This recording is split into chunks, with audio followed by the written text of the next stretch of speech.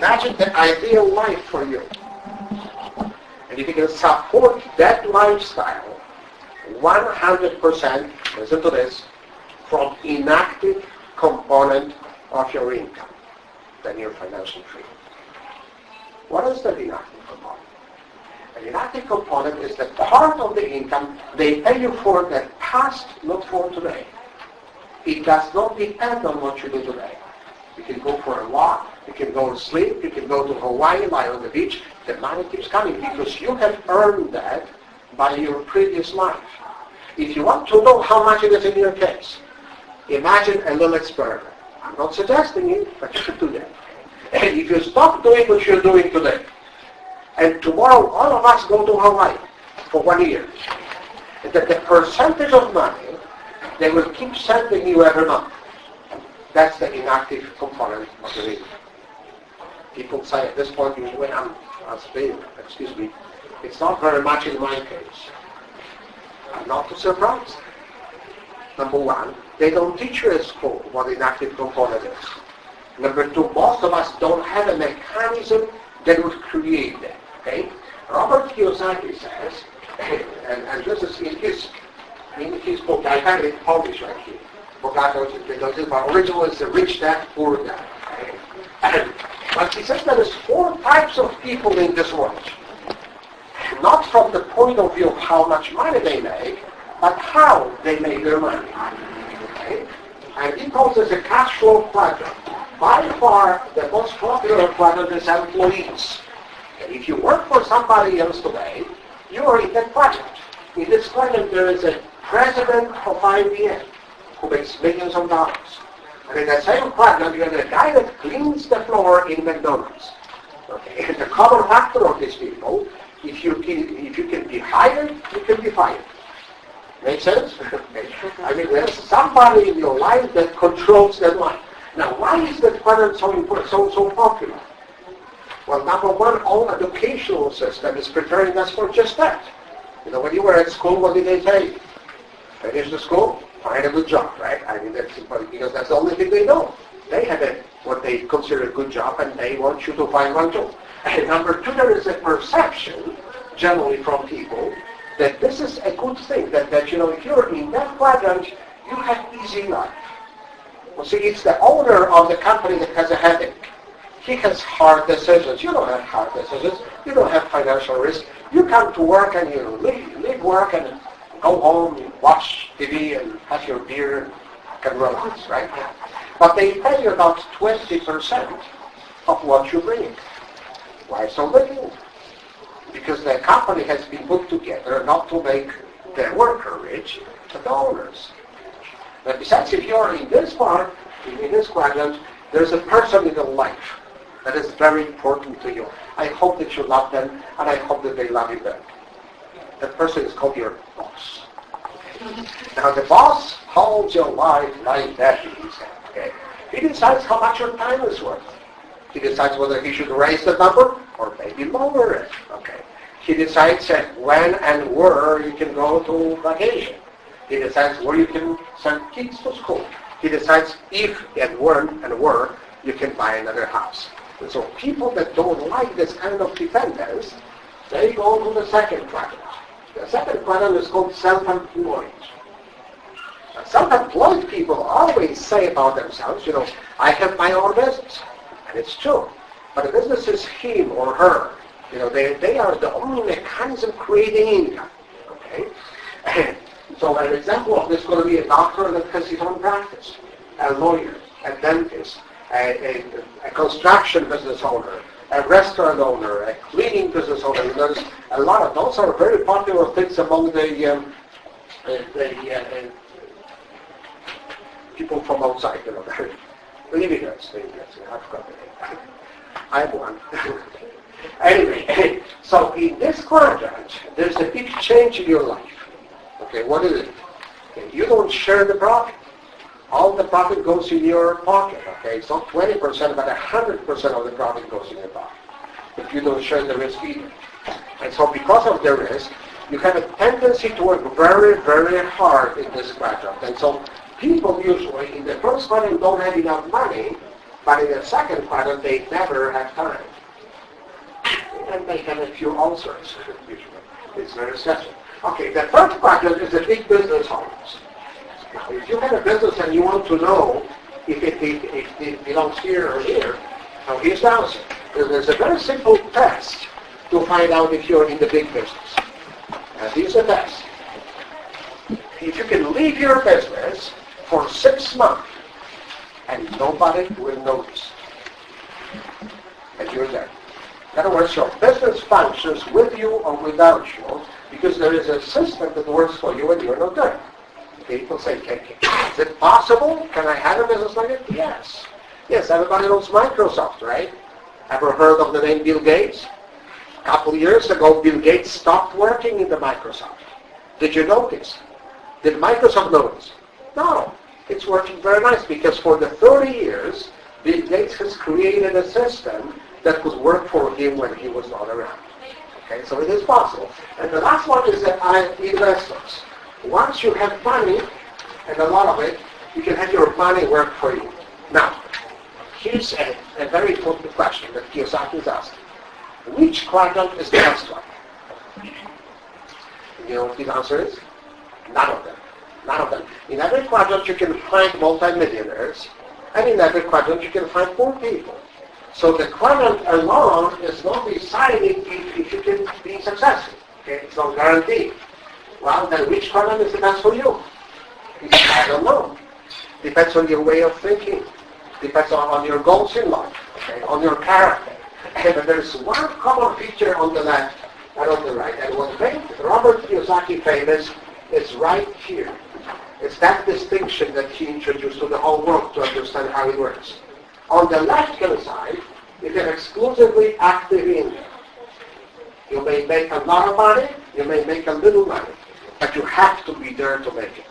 And when you stop doing what you're doing, they stop paying. Okay? On the right-hand side, there is an inactive component. That inactive component may take you many years to build. Okay? It may not be very large, but at least that is possible. Now let's go back to our original question. What is financial independence? Remember what we were talking about? Okay? Rich people are in every one of those quadrants. But the only financially free, the only financially independent people are on the right-hand side. And so 100% of people you talk to, they claim they want to be financially independent. Now here's a very sad statement. 95% of people in every country or more are on the left-hand side and will never go to the right. Why not? Who's stopping them? They do. They stop themselves. You see, which quadrant you're in is connected to the way you think. If you think like a worker, like an employee, you will probably stay there. And just think about this. You know a lot of people, right? They have different careers. Well, you know somebody that is a worker, an employee, and he develops, okay, he becomes a manager, general manager, he becomes a director, he becomes a vice president, a president, he changes his employment many times, but he always is an employee. And you know somebody that opened a clinic or an office or, I don't know, a little business, you know, here or there, and he opens the second one and the third one, and he has 7 businesses, runs like crazy around his life, and all his life will be in it. And then you have a guy that built a big business, right, and, you know, became multi-millionaire. And something went wrong, you know, he lost all his money, went bankrupt, he's actually in debt for $1 million, and 2 years later, he's again a multi-millionaire. And you look at the guy and you think, how could he do that, you know? I've been working so hard, 20 years, 30 years, and I don't have $1 million. And look at this guy, he did it so fast, so quick. The answer is, these people think different. They think that. Now here's a very important point. That if you would like to go to the right, and there's only 5% of people on the right, don't ever learn from people that are on the left. Because the only thing they can teach you is how to stay on the left. Now, today I came I'll tell you a little bit about a concept, an idea, an economic concept. And it's a concept that can take any one of you from left to right. But those of you that will understand the power of this and how it works and so on, you can learn and can change your life to the extent that you will start creating an inactive component, and that eventually can put you become financially free. Okay. Now, it's not the only one. There's many ways that you can do that. Okay. However, the concept that I'm going to be talking about is probably the most universal. Why? There's no limit. Anybody can do it. Every one of you sitting here, I don't know your situation. I don't care what your age is. I don't care how much money you have. I don't care what your education is. You can do that.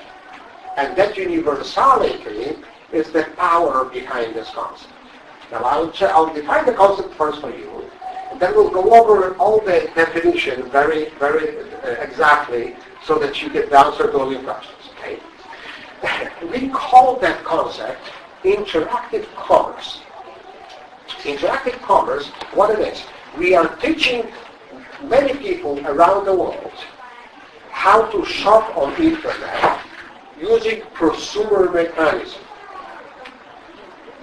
Let me say it again, because a lot of you are looking at that and closing the door. Okay. We are teaching people around the world how to shop on the internet using prosumer mechanism. Okay, that definition has three parts. Okay, the first one is internet. The second one is shopping. The third one is prosumer mechanism. Let's talk about all three of them. Okay, let's talk about internet first. Every one of you knows what internet gives to us. Right? You know, our life is not the same that it was 15 years ago. Right? The internet changed it. But everybody understands one aspect of internet, and that one aspect is that how fast you can communicate. You know, the whole world became a global village. Your friend in Australia is as close as your friend next door, right? How many of you talk on internet to people outside England? A lot of you. How many of you know somebody that does? All of you do, right? I mean, if you know somebody that's 15-year-old, he certainly talks to the whole world, right? The younger the people, the more they know how to apply them. So that we understand and how fast the information goes from place to place. However, what people don't know sometimes is that because of the internet, the companies that understood the power of this concept can grow very, very fast. One of the companies that I'll be talking about today is a company called QuickStart, which operates in the US and in Canada. Okay? Now, QuickStart in 1999, a few years ago, had about 10,000 products. Then they got on the internet, and within the 3 years, by the 2002, they got to 1 million products from 10,000. Now, how many of you know a corporation that has done this in classical model? You don't, right? Why don't you? Because it's not possible. Okay, in classical business, it will require tens of billions of dollars investment and tens of years to create the technology, to create the production, to create the distribution. It's just not possible. So how did QuickStart do that? The answer is through electronic links. Electronic links are fast to build and they don't cost much money. And one of our partners in the US is a company called IBM. I'm pretty sure that most of you know IBM, right? One of the biggest companies in the electronics area. IBM has tens of thousands of products. If this is you, okay, you could get on the IBM site and you could buy anything you want. Okay, you pay with your credit card, they send it to you. The only problem with this is IBM doesn't know you. And so you would have to pay the full price. Make sense? Now if you go to the QuickStart site, something changes. Because now you become the part of a large group of shoppers. And just like insurance costs, the bigger the group, the less the cost of insurance. So over here, the bigger the group, the better the discount that you get. And so people that go around through the QuickStart site pay much less money than people that shop directly. Does that make sense? Okay, over here in England, we don't have IBM, but there will be a bunch of other companies that will be joining us in that way as a partners. Okay, So that much about the internet. And what I would like to do, the first two things. One is that the communication goes very fast. All world join together. Number two, we can grow very fast because of internet. The second word that I used was shopping. You know what? It's kind of funny. This is probably the main reason why majority of people don't understand this concept. Okay, it's so simple that people don't understand it. Well, why? You see, it's because of the paradigm of our thinking. We are used to a certain way of thinking, and one of the major ways of thinking is that business equals selling. Every business that you know, if it's a legal business, normal, okay, they're selling something. They're selling a product or they're selling a service. So how can you make money on shopping?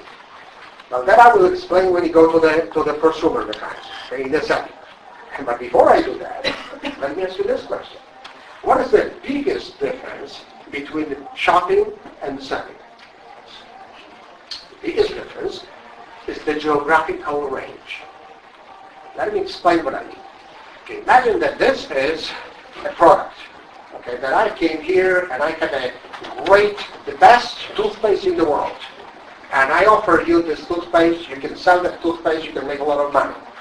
And you get excited and you decided, okay, I'm going to do that, And you grab the toothpaste and you go start selling that toothpaste. Who can you sell it to? Well, you can sell it to a couple guys from work. You can probably sell it to a few neighbors. Maybe to your mom or brother if they're in London, okay? But how many of you will grab the toothpaste and go with it to Dublin or Edinburgh? Well, it doesn't make too much sense, okay? But maybe you will go to Dublin or Edinburgh, but you'll certainly not go to Moscow or Washington or New York or San Francisco or Johannesburg or New Delhi or Vladivostok. But because I teach people how to shop, okay, I live in San Francisco, but I do have customers in Chicago.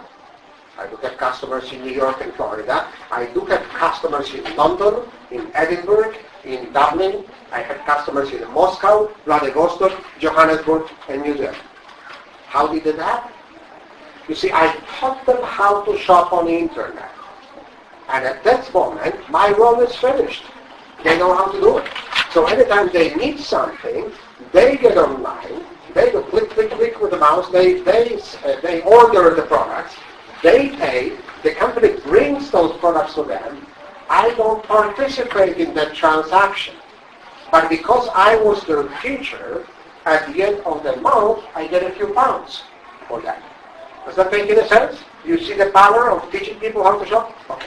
Now let's talk about the consumer mechanism, because that's probably the most important part of this. I don't know if you have that book out there, but there's a book, great book that I suggest for everybody to read. It's called The Prosumer Power. It's been written by the Dr. Bill Quain. He's a famous economist in the United States, and he's explaining what I will explain to you in a very simple way.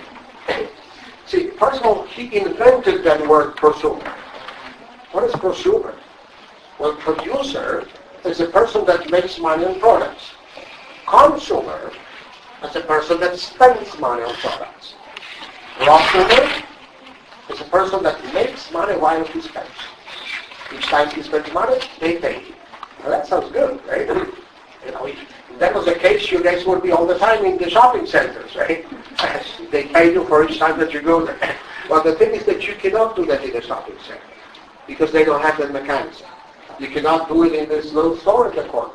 You cannot do that even at the other stores on the internet. What is that mechanism? Imagine for a second that this is the price of any product that you buy. Okay? If all of us go tomorrow morning to any place you want in London and you spend £100 in there, everybody bought a little bit different products, whatever you need. You bring those products home, put them on a kitchen table, and ask a funny question. What is the value of those products now that I bought them? You know the answer? I was surprised when I heard it the first time. I don't know the exact value because it depends on which products you buy. But it's somewhere between 10 and 20 pounds. Let's say 15. Okay. So say, wait a minute. So why did I pay 100 for something that's worth 15? The answer is because 85 pounds of what you paid didn't go for what you need, but for what they need. That 85 pounds is connected with their system of distributing products. They have their expenses that you wouldn't have. They have to pay for the building they're in. They have to pay for the parking lot. They have to pay for the salespeople. You know, if that lady looks really nice, suntanned, and has a nice uniform, you pay for uniform, you pay for her vacation. Okay. You know, they pay for all the insurance, they pay all the taxes, you know, and they pay, and that part goes largely to their profit, which is huge. You say, okay, but there's something wrong in this situation. Why are they asking me to invest in their business? What do they say? We don't have a choice. It's our prices. Take it or leave it. You know, if you don't buy, you know, there's millions of others that will come and buy, right? Because they know that if they go to another store, there will be the same prices because it's the same system. Now you could say, okay, in that case, from now on I'll always purchase everything at the producer. And at the producer it will cost less. You know, it will cost only 30 pounds. About 30% of the total price is the producer's price. So why don't you go for that? Seems like a good solution, right? And the answer is that the producer will not want to talk to you. You come to the producer and say, please give me one toothpaste. And he says, no, sir, I can give you one toothpaste. Would you like 500,000? And you say, no, I don't have that many teeth. And he says, that's not my problem. Okay. So you see the point? They will not talk to the single team.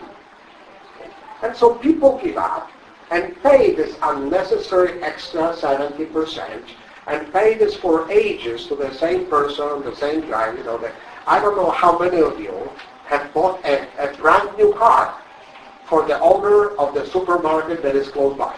But if you calculate the last 10 years and how much money you spend every month, you can bought for him. A couple of good fur coats for his wife, you know, a brand new car, and he didn't even send you a thank you note because it's all anonymous. But in this case, the interactive commerce is uniting people around the world. There's hundreds of thousands of us. To be exact, there's 5 million of us in 90 countries. That's a big power. Okay, because I only buy one toothpaste, but if every one of you buys one toothpaste, if every one in the organization buys one, we bought hundreds of thousands. And so all the producers that work with us, they say, okay, all we want is our 30%. And so the 70% that usually went to the pocket of the guy that you don't even know, in this case we share that money. How do we share that? Proportional to the effort. Okay, the first 25% goes to the pocket of the final buyer in the form of discount. There's an extra condition here that you have to shop for at least £100 to get it. Okay, but I'm not going to be very technical today. All right. And the rest of this money, you know, this is as a discount, so that the prices will be competitive compared to all the other sources. Okay. Now the rest of this, let me put a red color here because it's very important. This is the heart of the consumer mechanism.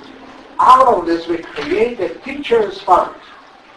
We create one fund, one huge fund, from which we'll be paying people that understand the concept, and will create an inactive income to all the guys that understand the concept and propagate that around the world. Okay. How powerful it is. Let me use myself as an example. Okay, I told you I was a professor of physics for many years. I was actually teaching physics in Poland, and then in Germany, and then in the United States. And one day I sat down and I calculated that altogether I had more than 10,000 students. Can you imagine that my students today are making about $20 million a month? That's a lot of money. Now, how much of that do you think they pay me? Not a lot, right? How about zero? Well, nobody's surprised because in the education area, there is no inactive component. They pay you for your time once, and then bye-bye. No more. But you see, nobody promised me that I should be surprised. But I'm not happy because I spent a large portion of my life I co-created a large wealth, and I'm not participating in sharing this money. In today's world, if I can teach marching, let's say, how to make 100,000 pounds a year, okay? Now it's a process. It takes time, especially with marching. I'm joking. Because it requires changing the way of thinking. It requires a lot of change, okay? But if I do that, it's a lot of effort for me as a teacher, for him as a student. But once he reaches that level, okay, my role is finished. I'm done. I can go to Hawaii, lie on the beach, rest a little bit. Now, marching is not going to stop doing what he's doing because his wife won't let him. Does that make any sense? Because his lifestyle depends on that. And I'll be giving not from his pocket, from the teacher's funds. Every month, I'll get a little percentage of what he is creating. Now, here's the main question. How long? How long will they pay them? Not till the end of my life. Not till the end of his. Till the end of the life of his business. And so if we create that business wisely, and we know exactly how to do that, okay, 50 years from now, I'm probably not going to be around, okay? And if I will, I won't care too much, okay? But my great-grandchildren will keep getting the money for what I'm doing tonight. Do you see the power? Anybody has children that you like? Liking it. Only one person has children that you like? Oh, okay, there's a couple more. I thought that you were children haters. It's kind of interesting, because when my granddaughter was born, okay, somebody told me what the grandchildren are. Some of you will like this idea, some of you will not. Okay? But they told me that the grandchildren is a gift from God for not having killed your children when you wanted to. Okay, now let's talk about money. Now, first of all, the global number here that we are talking about, the full volume of the company, is $8.2 billion. We are talking 90 countries, $8 billion. And so we can calculate how much is the teacher's fund, and it's a huge number. And so that we have a lot of money for people that treat this idea seriously. Okay? And so there's 80 ways of making money, 80 levels. I'm not going to talk about all 80 today. We'll talk about the first 3. And then we'll jump to the last one to show you what is the potential here. Okay? All right. Now, our formal status is that we are independent business owners. Okay, so each one of us, we don't have a boss. We don't have somebody that can direct us around, and we do have friends, but we don't have bosses here. And there's only 2 things that the independent business owners do. Number 1 and number 2. Now the first one is called prosumption. Now I'll tell you what, I'll look it up in the dictionary. It's not there. Okay? But it will be. I believe very deeply that in 5 years it will be the word in every dictionary. Prosumption is professional consumption. See, Bill Quain, when he's talking about what is a prosumer, he's talking, what is the difference between the consumer and the prosumer? They think different. Okay, the consumer comes into the store. What is the first question he's asking? Excuse me, how much is this? How much is this, right? Well, that's his question. The prosumer is not asking how much does it cost. He's asking, what's my profit? It's a different question. You see, Mercedes costs more than Volkswagen, but the profit on Mercedes can be bigger than the one on Volkswagen. Right? And the consumer will always ask you the question, well, how much do I have to spend? The prosumer will ask, how much do I have to invest? And what is the return on that investment? Prosumers think like business people, like people from the second quadrant. Right? Now, you know a lot of business people. Do you know anybody that owns a store or a restaurant or something, and he buys everything in the competition? Probably not, right? If he owns a store, he buys everything in the store, and his wife does, and his children do, the whole family is supporting that. And in our business, you don't have a requirement to do that. It's just a common sense. So you have an access to thousands, I'm sorry, I put 30, but it's only 20. I forget that I'm England is slightly different than the rest of Europe in this direction. Okay. So what you do is you buy from yourself for yourself. Okay, and if you do, how much volume you create, it's totally up to you. Okay, you can have £2 a month, you get 2,000 pounds a month. Okay, you can have 1 month 2,000 and 1 2. Okay, it's up to you. You decide. But I'll show you a model that we promote a little bit. That a model is based on 100 pounds or 100 points. 1 point is 1 pound, so I'll just use pounds here. Now, if 100 pounds is not much. How many families you know in London that don't spend 100 pounds a month?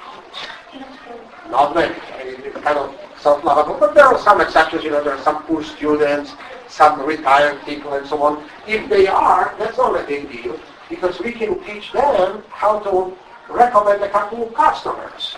And those customers were created one. So this is the easiest part of the business. Over here in this room, there are people that have many times that, and they can teach you how to do that. Okay, so 100 pounds is the easiest part of this business. You're not expecting a huge thing. Well, if you did that, you have 25 pounds income here. I'm going to put 25. It's actually not exactly that because of the VAT, and so on. But I'm not going to be talking about the technical details here. Okay. Well, if you did that, you're not rich yet. But you got a little bit. Okay. You know what the nice part is? It's an income. It's a profit. How many businesses you know that can create profit the first month? Not a whole lot, right? Most of the time what we do is we invest hundreds of thousands, okay, and we see the first pound in 2 years, and maybe in 4 years, maybe never. Okay, businesses like that. So that's already terrible. I would like you to remember just one thing. Just a simple sentence. Change your buying habits. Anytime you want to run to the supermarket and make the owner rich, go to the computer, click with the mouse, okay, and they will send you the stuff. You find it in front of your door. So this is nice. Okay, end of part 1. Part 2 is also very, very simple. We call it recommendation. We recommend. Now here's an interesting part. I told you about my traveling and how many places I was, and everywhere I travel I meet hundreds of people that I don't know. In this room there's a lot of you that I meet the first time in my life. But I know something about you. You all recommend. You recommend good books to your friends. You recommend good movies. You recommend good program on TV. You recommend good restaurant. You recommend good doctor. You even recommend people to each other. Hey, you gotta meet this guy. He's a nice guy. And then people get married and we are in trouble. Okay? but you know what? The recommendation is the most universal process in the world. Am I right? Now, if you recommend so much, how much do you get paid for that? Nothing. Why do you do that? Well, I believe that in the heart of good people, there is a need to share good things with other good people, right? Let's say that I recommended a good restaurant to John. Okay, the next day I called her. How was it? Terrific. He said, she didn't pay me anything. The restaurant owner didn't pay me anything, but I could do.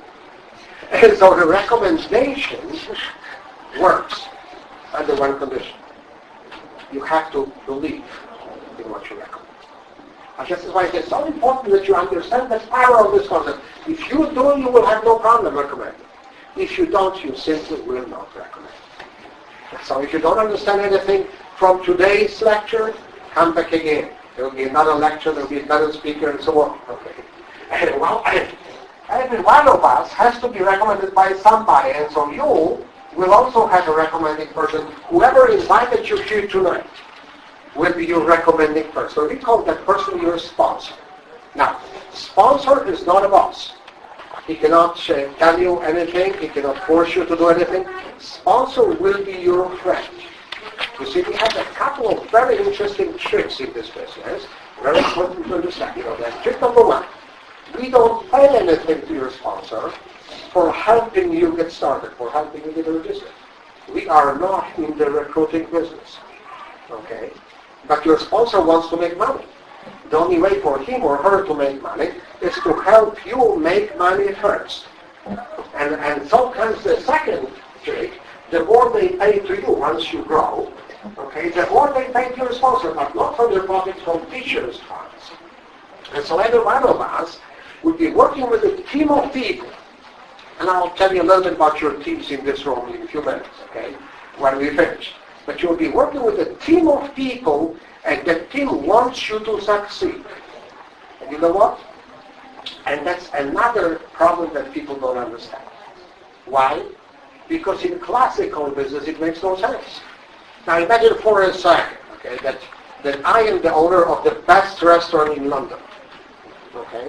And Radim comes to me and says, Zbig, you know what, I would like to open a restaurant next to yours.